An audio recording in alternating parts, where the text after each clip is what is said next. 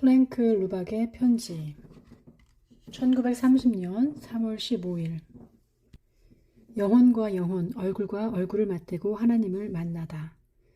이 글에 죄회심 이야기라는 제목을 붙여도 될 것 같습니다.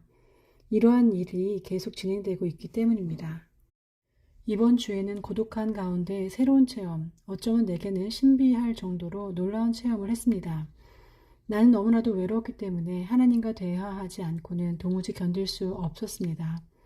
그래서 이번 주는 깨어있는 동안 내내 하나님을 바라보며 지냈습니다. 그러지 않은 시간은 하루에 한두 시간 정도뿐이었습니다.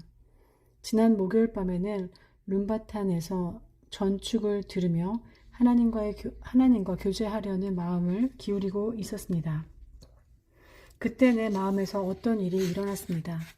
그리하여 나는 내 의지를 들어 온전히 하나님께 드리고 싶다는 갈망을 하게 되었습니다. 또한 세상 모든 사람들의 의지를 온전히 하나님의 뜻에 복종시키고 싶었습니다.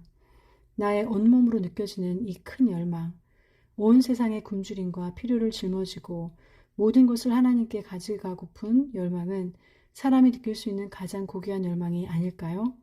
그것은 지금까지 나의 영적 경험의 절정이었습니다. 내 머릿속이 하나님에 대한 생각으로 가득하고 세상 모든 사람들의 머릿속이 하나님 생각으로 가득하고 그래서 다른 어떤 생각도 인간의 마음에 떠오르지 않게 하소서. 이것이 바로 천국일 것입니다. 이것은 한없는 풍성한 경험이었습니다. 내가 이제까지 행해왔던 방법, 즉 끝없이 경건서적을 읽는 방법에 비하면 하나님을 마주 대하면서 직접 체험하는 이것이야말로 한없이 풍성한 것이었습니다. 이제는 성경을 읽을 일조차도 영혼과 영혼, 얼굴과 얼굴을 맞대고 하나님을 뵙는 일을 대체할 수 없다는 생각이 들 정도입니다. 그러면 이 새로운 친밀함은 어떻게 이루어질까요? 이제는 알 수 있습니다. 내 마음이 깊이 고뇌함으로써 가능한 것입니다. 지난주 어떤 사람이 이런 말을 했습니다. 어떤 악기로도 영혼의 깊은 고뇌를 통해 유순해지는 인간의 깊은 갈망을 제대로 표현할 수 없을 것이라고 말입니다. 하나님의 마음에 도달하는 길이 이것뿐이라는 말은 아닙니다. 다만 이 방법이 내가 이제껏 들어가 보지 못했던 내면 세계로 인도해 주었다는 사실을 증거하고 싶습니다. 1930년 3월 23일 늘 하나님의 생각을 할 수 있을까?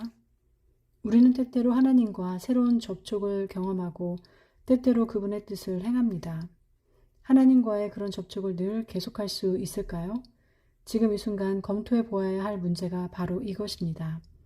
잠이 깨어있는 동안 내내 하나님의 임재를 체험하다가 주님의 품에서 잠들고 주님의 임재 속에서 깰 수는 없을까요? 우리가 그렇게 할 수 있을까요? 항상 하나님의 뜻을 행할 수는 없을까요? 늘 하나님의 생각을 할 수는 없을까요? 그리고 일을 하거나 오락을 할 때, 그리고 여러 사람들과 함께 있을 때는 우리 생각 속에서 하나님을 꼭 제쳐놓을 수밖에 없을까요? 물론 그것은 자명한 사실입니다. 만일 어떤 사람이 항상 하나님만 생각한다면 그는 다른 어떤 일도 하지 않을 것입니다. 지금까지는 나도 그렇게 생각했습니다. 하지만 내 생각이 바뀌고 있습니다. 우리는 동시에 두 가지를 생각할 수 없습니다. 사실 우리는 한 가지를 2분의 1초 동안도 계속 생각할 수 없습니다. 우리의 생각은 끊임없이 흘러갑니다. 우리의 생각은 계속하여 움직입니다. 집중한다는 것은 동일한 문제에 계속적으로 수백만 가지의 각도에서 접근한다는 것입니다. 우리는 언제나 최소한 두 가지를 관련시켜 생각합니다. 아니, 세 가지 이상을 한꺼번에 관련시켜 생각하는 경우도 있습니다. 하나님이 늘 내 생각 속에 계시도록 매 순간마다 주님을 돌이켜 생각할 수는 없을까? 이것이 나의 고민입니다. 이제 나는 나의 여생 동안 이 문제에 대한 답을 찾는 실험을 하겠다고 결심합니다. 하나님에 대한 의식을 성취하려는 이런 성찰과 노력을 어떤 이들은 비정상적이고 위험스러운 행동이라고 말할 것입니다. 그러나 나는 이런 위험을 무릅쓸 것입니다. 누군가가 이 일을 해야만 하기 때문입니다. 만일 우리 종교에서 말하는 것이 정말 올바른 것이라면 하나님과 하나 되는 이것은 우리가 도달할 수 있는 지극히 정상적인 것입니다. 이것은 그리스도로 하여금 그리스도 되게 하는 것입니다. 또한 이것이 어거스틴이 주께서는 주를 위하여 우리를 지으셨나이다. 그리하여 우리 영혼은 주 안에서 안식을 찾을 때까지는 안식할 수 없나이다. 라고 한 말의 의미입니다. 나는 인내가 필요한 이 힘든 길을 따라 나서라고 다른 누구에게도 청하지 않았습니다. 많은 사람이 스스로 그렇게 하게 되기를 바랄 뿐입니다. 우리는 혼자만으로는 대답할 수 없다는 것을 알아야 할 필요가 있습니다. 예를 들어 보겠습니다. 하나님께 끊임없이 굴복하는 이 일을 노동에 종사하는 사람이 성취할 수 있을까요? 기계 앞에서 일하는 사람이 온종일 사람들을 위하여 기도할 수 있으며 온종일 하나님과 대화할 수 있으며 그러면서도 자기 일을 효과적으로 해낼 수 있을까요? 장사하는 사람이 장사를 하면서 그리고 회계일 하는 사람이 회계일을 보면서 동시에 끊임없이 자신을 하나님께 드릴 수 있을까요? 아기 엄마가 설거지를 하면서 아기를 돌보면서 끊임없이 하나님과 대화할 수 있을까요? 정치가가 계속 하나님과의 접촉을 유지하면서 군중을 이끌 수 있을까요? 어린아이들이 하루 종일 내적으로 하나님께 이야기하고 하나님의 말씀을 듣도록 가르침을 받을 수 있을까요? 또 그 결과는 어떻게 나타날까요? 온 인류가 이러한 상태에 도달하기를 바라는 것이 타당한 일일까요? 우리가 항상 인간의 가장 숭고한 목적은 하나님을 찾고 그분의 뜻을 행하는 것이다 라고 거듭 말할 때 그 말의 진정한 의미는 무엇일까요? 나 같은 사람은 이 문제로 심각한 고민에 빠질 것입니다. 낙담에 빠질 수도 있습니다. 그래서 나는 좀 더 간단하고 좀 더 도달하기 쉬운 것을 제시하려고 합니다. 어느 날 어느 시간 동안은 결심함으로써 온전할 수 있을 것입니다. 그 시간 동안 하나님을 바라보면서 하나님의 인도하심을 기다리고 사소한 일 하나까지도 하나님께서 원하시는 대로 하려고 최선을 다해 노력한다면 그 시간은 온전한 것입니다. 아무런 감정도 필요하지 않습니다. 다만 하나님의 뜻을 온전히 행하기만 하면 그 시간은 온전한 것입니다. 그리고 그 온전한 시간의 결과가 영원히 이어질 것이라 믿습니다. 1930년 4월 18일 하나님께 사로잡히는 기쁨. 하나님과의 교제에서 맛본 감동으로 인해 이제는 하나님과 조화되지 않는 것은 어느 것이든 역겹게 느껴집니다. 오늘 오후에는 하나님께 사로잡히는 것이 나에게 엄청난 기쁨으로 다가왔습니다. 이런 느낌은 지금까지 한 번도 경험해 본 적이 없습니다. 하나님이 무척이나 가깝고 다정스럽게 여겨져서 다른 것들을 통해 얻는 만족은 비할 바가 아니었습니다. 이런 경험을 이제 일주일에 서너 차례씩 하게 됩니다. 이 경험을 한 후부터는 다른 것들이 주는 매력이 싫어집니다. 그것들은 나를 하나님께로부터 멀어지게 하기 때문입니다. 하나님과 1시간 동안 친밀한 교제를 하고 나면 내 영혼은 지금 막 내린 눈같이 맑아져 있음을 느낍니다. 어디를 가나 사람들은 아름답습니다. 혹은 적어도 그들에게 아름다운 면이 있습니다. 지난주에 마닐라에서 오는 배 안에서 짙은 화장을 한 여인이 홀로 있는 것을 보았습니다. 그녀가 외로워 보이기에 말을 걸었습니다. 근처에 있던 선원 3사람이 무슨 남녀간의 스캔들이라도 나는 것으로 생각했는지 소리 죽여 웃고 있었습니다. 그래서 나는 일부러 그들에게 들리도록 크게 이야기했습니다. 난 하나님을 찾고 있다고 말했습니다. 그녀는 설교자처럼 자연스럽게 대답했습니다. 우리의 눈을 열기만 한다면 하나님은 우리 주변에, 우리 안에 어디에나 계십니다. 온 세상은 아름답습니다. 우리에게 그 아름다움을 볼 수 있는 눈만 있다면 말입니다. 왜냐하면 세상은 하나님으로 가득하니까요. 감사합니다. 정말 멋진 말이군요. 그런데 세부에는 무슨 일로 가십니까? 내가 말했습니다. 저의 특별한 연극을 위해서지요. 저는 7개의 거울 앞에서 춤을 춰요. 제가 아는 한 세상에서 다른 누구도 이런 연극을 한 적이 없어요. 저는 혼자 여행하고 혼자 계약을 하지요. 따로 사람을 쓰려면 너무 비싸거든요. 저는 인도를 거쳐 가면서 정말 멋진 대우를 받았어요. 정말 놀라울 정도였지요. 그 말을 할 때 보았던 그녀의 피곤한 눈빛이 오래 기억에 남았습니다. 그리고 마닐라에선 많은 사람들이 저렇게 다시 돌아와 달라며 따뜻한 편지를 보냈어요. 정말 세상엔 좋은 사람들이 너무 많아요. 저녁 식사 벨이 울리자 내가 말했습니다. 저는 멋진 순간들을 찾아 세상을 돌아다니고 있습니다. 그리고 이 순간을 그중 하나로 기억할 것입니다. 1930년 4월 19일. 끊임없이 하나님께 복종하는 것은 지극히 어려운 일이다. 의식적으로 끊임없이 하나님께 복종하는 것은 지극히 어려운 일입니다. 나는 지난 며칠간 포기하고 지냈습니다. 그리고 오늘과 어제 그 결과의 증거를 보았습니다.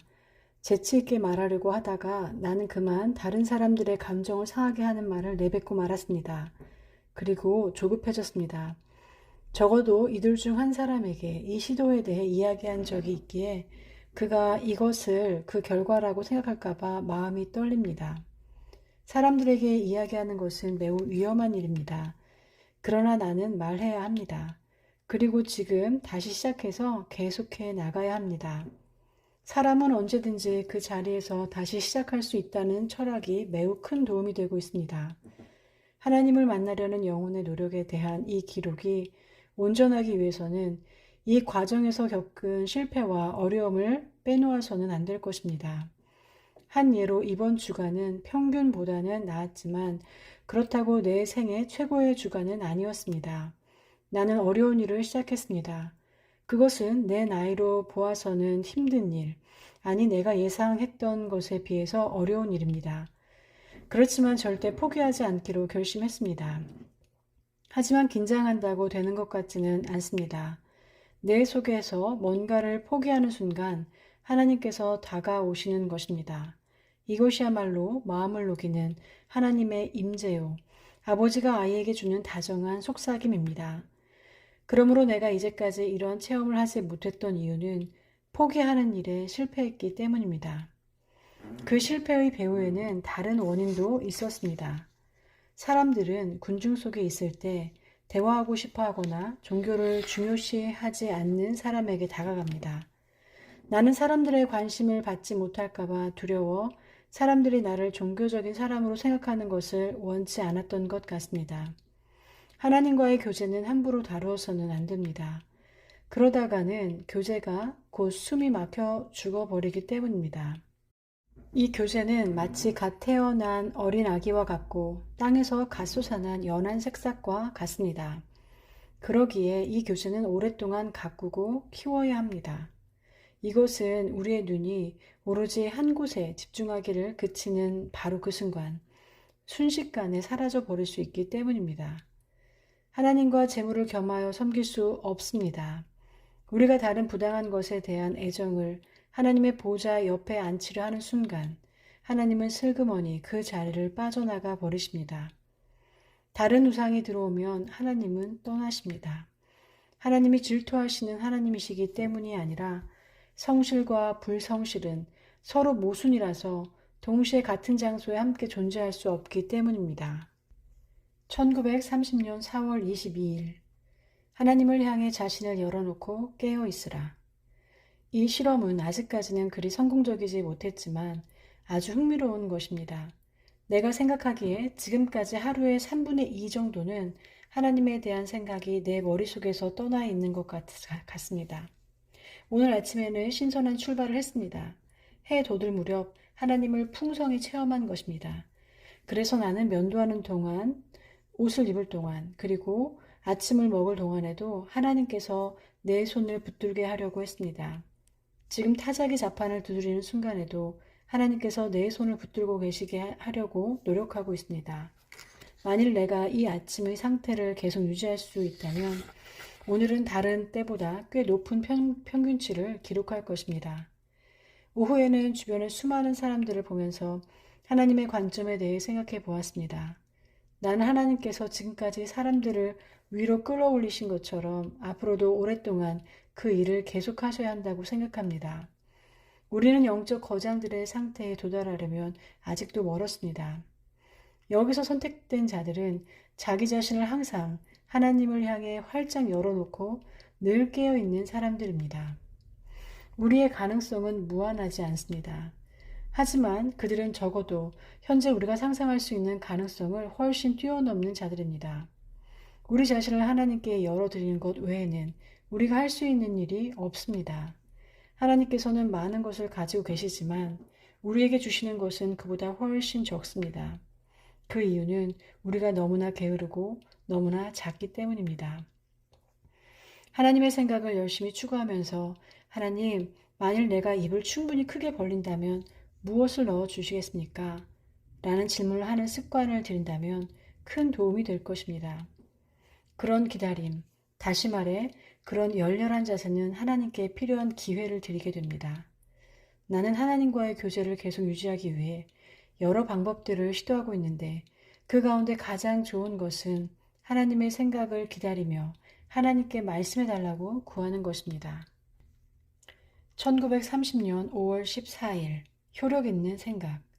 하나님과 끊임없이 교제하려고 하는 이 생각, 하나님을 내 생각의 대상으로 삼고 내 대화의 동무로 삼으려고 하는 이 생각은 지금까지 나에게 떠올랐던 생각들 가운데 가장 놀라운 것입니다.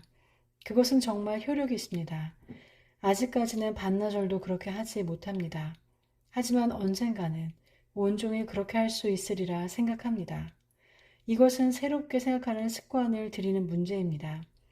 지금은 주님의 임재가 무척 좋기 때문에 주님을 반 시간 동안만 생각하지 못해도 지금은 그런 일이 하루에 몇 차례씩 있습니다. 마치 내가 주님을 버린 것 같은 기분이 들고 내 인생에서 매우 고귀한 무엇을 잃은 것 같습니다. 1930년 5월 24일 하나님을 향한 죽은 영혼들의 눈빛. 이번 주는 정말 놀라운 한 주였습니다. 하나님은 준비된 모든 곳에서 일하십니다. 지금 그 놀라운 일들 중 몇 가지를 이야기하려 합니다. 그날은 매우 풍성했으나 격렬했습니다. 그래서 나는 집 뒤에 있는 시그널 언덕을 올랐습니다. 언덕을 올라가 꼭대기에 머물면서 그리고 다시 언덕을 내려오면서 내내 하나님과 이야기하고 그분 음성에 귀를 기울였습니다. 그러자 하나님이 응답하셨습니다. 혀의 긴장이 풀리면서 입에서 자연스럽게 아름다운 시가 흘러나왔습니다. 그 전에 지었던 어떤 시보다 더 아름다운 시였습니다. 시는 쉬지 않고 흘러나왔고 30분 동안 한 음절도 놓치지 않았습니다. 나는 기쁨과 감사로 충만하여 내 입에서 흘러나오는 시를 경탄하며 들었습니다. 옆에 녹음기가 있었다면 당장 녹음했을 것입니다. 그러나 아쉽게도 그 역사적인 순간을 테이프에 담지 못했고 지금 나는 그 시를 기억하지 못합니다. 어떤 사람은 이렇게 물을 것입니다. 어차피 기억 못하고 사람들에게 전달하지도 못할 텐데 왜 하나님께서 그런 시를 쓸데없이 당신에게만 주셨을까요? 그것은 하나님께 여쭤보아야 합니다. 내가 아는 것은 그저 하나님께서 그 일을 하셨고 나는 그 일을 떠올리면 행복하다는 사실입니다. 나는 아래에 있는 논을 바라보며 이렇게 큰 소리로 말했습니다. 어린아이는 벼처럼 매일 햇볕을 받아야 한다. 일주일에 한 번이나 하루에 1시간만 햇볕을 받으면 자랄 수 없다. 마찬가지로 너에게도 매일 하루 종일 내가 필요하다. 세상 사람들은 좀처럼 하나님을 향해 마음을 열지 않기 때문에 그렇게 시들시들한 것이다. 깨어있는 순간만으로는 부족하다. 몇 달 전에 나는 하나님을 발견함에 대한 장을 쓰려고 했습니다. 나는 하나님을 발견한 것이 지속적인 과정이라는 것을 알았습니다. 매일매일 하나님의 새로운 면과 그분의 역사하심을 새롭게 알게 됩니다. 어떤 사람이 친구들과 함께 지내면서 친구들에 대해 새로운 발견을 하게 되는 것처럼 끊임없이 하나님을 생각한다면 하나님의 개성을 발견하게 될 것입니다. 내가 이번 주에 알게 된 것은 하나님이 아름다운 것을 사랑하신다는 점입니다. 그분이 만드신 모든 것이 사랑스럽습니다. 구름, 흐르는 강, 호수, 높이 날아오르는 독수리, 연한 풀잎, 바람의 속삭임, 훨훨 나는 나비, 이 모두가 하나님의 놀라운 솜씨입니다. 내가 하루 종일 하나님께 문을 열어놓으면 그분이 나의 생각을 온통 아름답게 하실 것입니다. 내가 이 마음의 창들을 한쪽으로 던져놓고 하나님 이제 무엇을 생각할까요? 라고 말한다면 그분은 언제나 우아하고 부드러운 꿈속에서 응답하실 것입니다. 또한 나는 하나님이 사랑에 굶주리셨다는 것을 알고 있습니다. 왜냐하면 그분은 항상 한 번도 다가가 본 적이 없는 우둔하고 죽은 영혼을 가리키시며 둔감하고 완고하게 다친 마음에 다가가도록 도와달라고 나에게 촉구하십니다. 오 하나님, 저는 이 모로족들과 함께 주님을 도와드리고 싶습니다. 또한 이 미국인들과 함께, 이 필리핀인들과 함께, 온종일 나는 하나님을 향해 죽은 영혼들이 굶주린 눈으로 슬프게 바라보는 것을 봅니다. 내가 발견한 것을 그들에게 알리고 싶습니다. 어떤 순간도 행복할 수 있고 어떤 장소도 천국이 될 수 있습니다. 어느 누구나 하나님을 소유할 수 있습니다. 모든 사람은 하나님께 이야기하는 순간 또는 하나님의 말씀을 듣는 순간 하나님을 소유하는 것입니다. 나 자신을 분석해 보겠습니다. 주님을 매 순간 내 마음속에 모시기 위해 지난 2달 동안 애써서 노력한 결과 몇 가지 일이 일어났음을 발견하게 됩니다. 하나님께만 생각을 집중하는 이 일은 매우 힘이 듭니다. 그러나 그로 인해 다른 모든 일은 힘이 들지 않게 되었습니다. 나의 생각은 더 명확하게 되었고 하나님을 잊는 일도 덜해졌습니다. 전에는 힘을 들여야 할 수 있던 일이 이제는 별다른 노력을 하지 않고도 쉽게 이루어집니다. 나는 아무것도 염려하지 않게 되었고 잠도 설치지 않게 되었습니다. 또 대부분의 시간을 즐거운 기분으로 지내게 되었습니다. 심지어 거울을 보면 내 눈과 얼굴에서 새로운 빛이 도는 것 같습니다. 모든 것이 순조롭게 돌아가고 있습니다. 매 순간 나는 그것을 별로 중요하지 않은 것처럼 가볍게 맞이합니다. 단 한 가지를 제외하고 모든 것이 순조롭습니다. 그 단 한 가지란 내가 주의를 게을리하면 하나님께서 내 생각 속에서 빠져나가신다는 것입니다. 내게 하나님이 계시면 우주가 있는 것입니다. 그러므로 내가 해야 할 일은 단순하고 분명합니다. 그리고 나는 세상이 반응하는 방식을 봅니다. 라나우와 모루족을 예로 들면 그들의 반응은 나를 끊임없이 놀라게 합니다. 나는 그들을 위해 기도하고 그들 사이에서 하나님을 생각하며 걷는 것밖에 하는 일이 없습니다. 그들은 내가 개신교도라는 것을 압니다.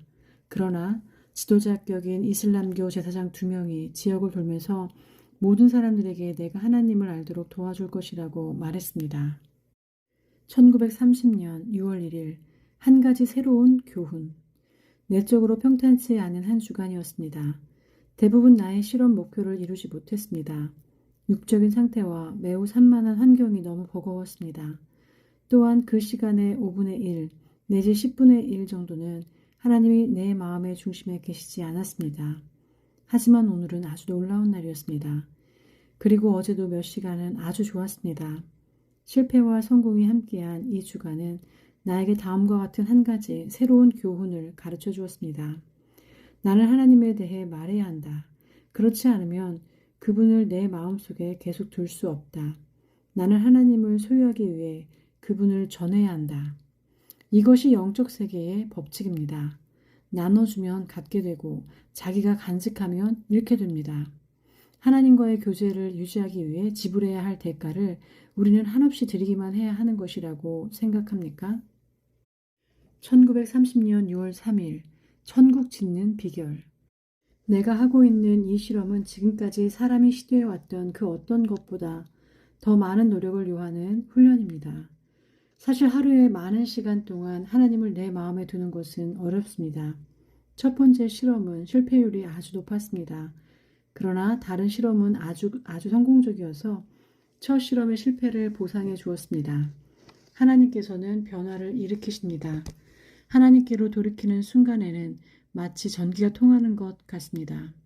나는 그것을 내 존재 전체를 통해 느낄 수 있습니다. 이러한 노력은 나에게 대단한 것을 가져다 줍니다. 그것은 모든 사람이 노력할 필요가 있을 정도로 대단합니다. 내가 받는 그것은 내 마음을 예리하게 만들고 집중해야 할 정도로 까다로운 것입니다. 누구든 생각이 무디어져서 그 예리함을 상실하게 내버려 두고 싶은 유혹을 끊임없이 받습니다. 나는 다른 사람들보다 정신적으로 더 게으른 것 같아서 이런 끊임없는 노력과 정신 훈련이 필요합니다. 현재 나의 2가지 질문에 대한 답은 다음과 같습니다. 첫째, 그것을 항상 할 수 있는가? 거의 그럴 수 없다. 둘째, 그러한 노력이 도움이 되는가? 엄청나게 도움이 된다. 나는 이처럼 몸과 마음에 활력을 주는 것을 발견하지 못했다. 당신은 당신을 위한 거룩한 궁전을 짓고 있습니까? 내가 궁전이라는 단어를 쓴 것은 어느 집이든 거룩하게 될 때 궁전이 되기 때문입니다. 내 생애를 통틀어 가장 중요한 발견은 아무리 초라한 오두막집이라도 하나님께서 충만하게 임재하시면 그곳이 궁전이 될 수 있다는 것입니다. 이런 작은 집에서 매일 하나님을 생각하면서 여러 달 동안을 보내고 나면 이 집에 들어가기만 해도, 이 집을 보기만 해도 가슴이 뛰고 생각이 넘치게 됩니다. 나는 가장 좋은 글을 쓰기 위해, 또한 가장 풍성한 생각을 하기 위해 나의 집을 가져야 하는 상황에 이르렀습니다. 사람들은 집을 마련하면서 자신의 천국 또는 자신의 지옥을 짓습니다. 지금 있는 곳이 어디인지는 중요하지 않습니다. 그곳에 있는 동안 생각을 통해 즉시 천국을 짓기 시작할 수 있습니다. 나는 어디서든 천국 짓는 비결을 배웠습니다. 이 아침에 나는 잠시 과학자들의 헌신에 대한 글을 읽었습니다. 그들은 정확한 일기예보를 위해 또 태양의 힘을 사용하는 법을 알기 위해 태양에 관한 아주 세밀한 부분들을 연구하는 데 몰두하고 있습니다. 나는 아직 성공한 과학자들처럼 모든 것을 포기하고 이 마음의 실험에 온전히 몰입하지 못했음을 느낍니다. 우리는 이런 말을 듣습니다. 사람의 실패는 모두 그 자신 안에 있다. 아직 나는 이 싸움에서 승리하기 위해 피 흘리기까지는 하지 않았음을 솔직히 고백합니다. 다만 내가 증명하고자 하는 것은 이 일은 모든 사람이 모든 상황에서 이룰 수 있다는 것입니다. 그러나 아직까지는 그것을 입증하지 못했습니다. 다만 예수님이 하셨던 일이 엄청나게 높은 차원의 것이었다는 사실만큼은 압니다. 이 순간 나와 동일한 욕망과 갈망, 절망과 실패의 긴 과정을 거쳐 온 사람을 만나 밤새도록 대화를 나누고 싶은 욕구가 심한 외로움과 함께 엄습해 옵니다. 그렇지만 아직까지는 그런 사람이 없습니다. 나이가 들수록 우리의 길은 각기 다르게 됩니다. 이 세상에서 나를 온전히 이해할 수 있는 사람은 하나도 없습니다. 당신도 마찬가지일 것입니다. 다만 하나님만은 예외입니다. 오, 주님만이 모든 것을 아십니다. 주님은 나를 이해하실 수 있습니다. 이 깨달음이 주님과 나 사이를 얼마나 새롭게 하는지요. 하나님께서는 이제 낯선 분이 아니십니다. 오직 주님만이 이 우주 가운데서 조금도 낯설지 않은 분이십니다. 주님은 늘 내 안에 계십니다. 지금도 계십니다. 나는 오늘도 내일도 주님을 한 차례도 놓치지 않기 위해 전에 없이 애쓸 것입니다. 주님께서 모든 시간을 주장하실 때 비로소 주께서 원하시는 일이 이루어질 수 있습니다. 1930년 6월 15일 하나님이 주신 사랑으로 사람들을 바라보다. 나는 모르족들로 가득 찬 길을 걸어갑니다. 때때로 내 영혼이 하나님으로 충만할 때는 그들의 눈을 들여다보며 그들을 위해 기도합니다. 그 누구도 하나님은 그들에게 다가가시지 않는다고 나를 설득할 수 없습니다. 왜냐하면 나는 그 일이 일어나는 것을 보기 때문입니다. 또한 지금 우리가 만나는 모든 사람들이 바로 하나님의 기회라는 것을 압니다. 다만 우리가 많은 시간을 하나님과 단절된 채 보내지만 않는다면 말입니다. 지난 월요일은 나의 하루를 온전히 그리고 지속적으로 하나님께 드리는 문제에 관한 한 지금까지 살아오는 동안 가장 완벽하게 성공한 날이었습니다. 그리하여 내가 하나님께서 주신 사랑으로 사람들을 바라보았을 때 그들도 나와 동행하기를 원하는 것처럼 나를 바라보며 행동했던 일이 기억납니다. 그때 나는 종일 예수님이 하나님과의 끊임없는 교제로 인해 광채가 나며 하나님께 흠뻑 취한 모습으로 하루하루를 살아가셨을 때 가졌던 매력을 조금이나마 느낄 수 있었습니다. 1930년 6월 22일 자동문을 열고 닫는 것만큼 간단한 일. 나는 홀로 걷다가 방금 돌아왔습니다. 그 시간이 너무 좋아 그것을 법으로 만들고 싶을 정도입니다. 모든 사람은 아무도 듣는 사람 없이 큰 소리로 말할 수 있는 곳을 매일 밤 혼자 걸어야 한다는 법을 말입니다. 또한 이렇게 걷는 동안 그들은 모두 하나님과 이야기해야 합니다. 하나님이 그들의 혀를 사용하여 화답하시도록 해야 하며 대화의 대부분을 하나님이 하시도록 해야 합니다. 이것이 요즘 몇 주 동안 내가 찾던 바로 그것인 것 같습니다. 당신은 나의 실험을 따라오며 내가 하나님을 내 마음에 두려고 노력하면서 실패한 많은 고백들을 보았습니다. 그런데 오늘은 실패하지 않았습니다. 이따금씩 하나님에 대한 생각이 표류했지만 오래가지는 않았습니다.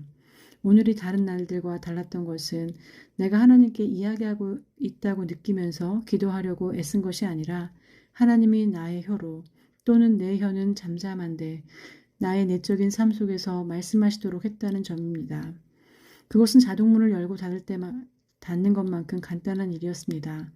오래된 긴장감도 없이 나에게 놀라운 것을 말씀하시는 하나님과 함께 하루가 아름답게 지나갔습니다.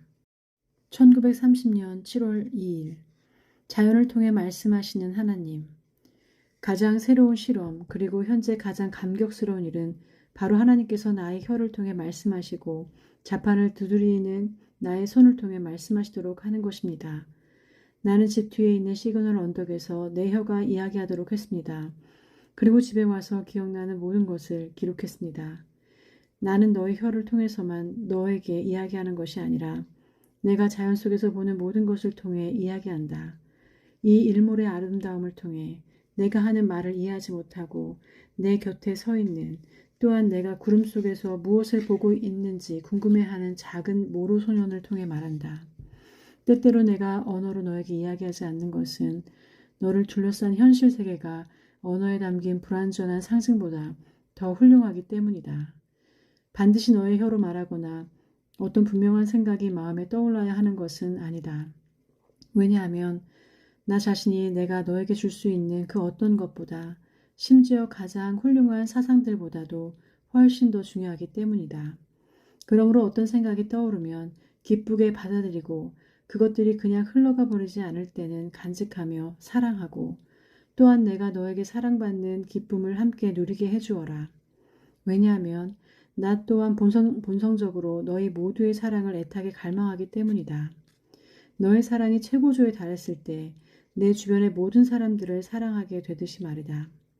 그러니 얘야, 사람들은 어리석게 나를 두려워하며 내 선물을 받기 위해 아첨하지만 나는 비굴한 복종보다는 사랑과 우정을 더 원한단다.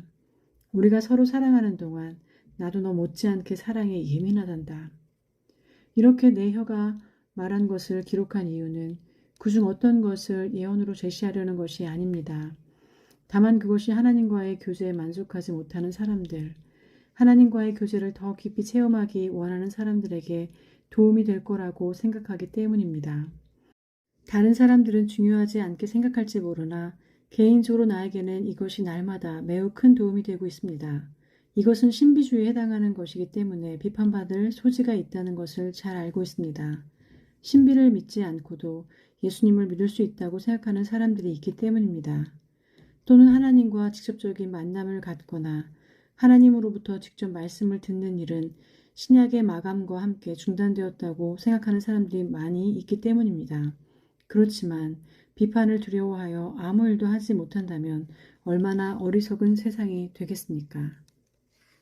1930년 7월 9일 평생 누릴 수 있는 것. 지금처럼 소리 안 나는 타자기의 필요성을 절실히 느껴본 적이 없습니다. 오늘 밤 타자기 두드리는 소리가 언덕의 놀라운 정적을 깨고 있기 때문입니다. 나는 여전히 그 정적과 일몰의 광경에 매료되어 있습니다. 내 생애에서 오늘 밤만큼 라나오가 아름다운 적이 없습니다. 세상이 창조된 이래 이런 아름다운 광경이 또 있었을지는 몰라도 나에게 있어서는 이보다 아름다운 것은 없습니다. 왜냐하면 그것은 내가 그 언덕에서 라나오 사람들을 바라보며 기도할 때 그들을 향해 느끼는 사랑의 열정을 그대로 반영해 주었기 때문입니다. 나는 이야기하면서 그 감미로운 빛을 맛보았고 이것이 나에게는 하나님의 최고의 걸작품이라고 말씀드렸습니다. 그러자 하나님은 내 음성을 통해 내게 말씀하셨습니다. 얘야, 이것은 아름다움의 상징에 불과하다. 내가 받을 준비가 되었을 때 나는 내게 아주 놀라운 일들을 보여주려 한다. 내가 너의 영적인 산을 올라 내 영혼의 눈을 열어보기만 한다면 나는 그것을 주어야 하고 또 줄 것이다. 이것은 내가 원한다면 평생 누릴 수 있는 것이다. 나는 너희 모두에게 영광의 세계를 더 넓게, 훨씬 더 넓게 열어주고 싶어 마음이 아플 정도란다. 모로족도를 상대하면서 가장 큰 어려움이 뭐냐고 묻는다면 나는 이렇게 대답할 것입니다. 항상 영적으로 준비하는 것 외에는 큰 어려움이 없습니다. 그것은 어디에서나 마찬가지가 아닐까 생각합니다. 올해 나는 작년보다 더 준비가 되어 있습니다. 그래서 아마 다른 사람들도 더 준비된 것처럼 보이는 것 같습니다. 1930년 8월 21일 언약한 사람들을 돕지 못하게 하는 중요한 의무들. 이제 2주일만 지나면 나는 46이 됩니다. 몇 년 전만 해도 앞으로 살아갈 날이 많이 남아있다고 생각했는데 이제는 그렇지 않습니다. 내 인생의 일부가 이미 지나갔습니다. 그것은 비참하고 안타깝게 그지없는 사실입니다. 내가 꿈꾸었던 것과는 너무나 동떨어진 것이어서 생각조차 하기 두렵습니다. 물론 미래에 대해서도 많이 생각하지 않습니다. 지금 이 현재는 하나님으로 충만하다면 그 지겨운 실망과 하나님께 대한 배반으로부터 피할 수 있는 유일한 피난처입니다. 여기 라이놀드 리버의 책이 있습니다.